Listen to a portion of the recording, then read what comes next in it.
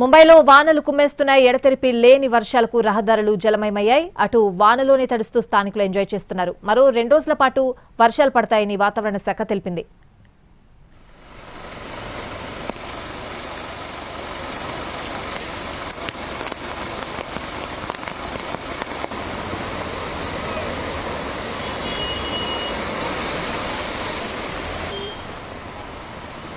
ముంబైలో వానలు కుమ్మేస్తున్నాయి. ఎడతెరిపి లేని వర్షాలకు రహదారులు జలమయమయ్యాయి. అటు వానలోనే తడుస్తూ స్థానికులు ఎంజాయ్ చేస్తున్నారు.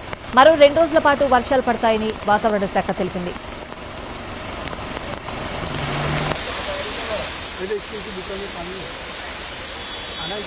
जाने के लिए बीच में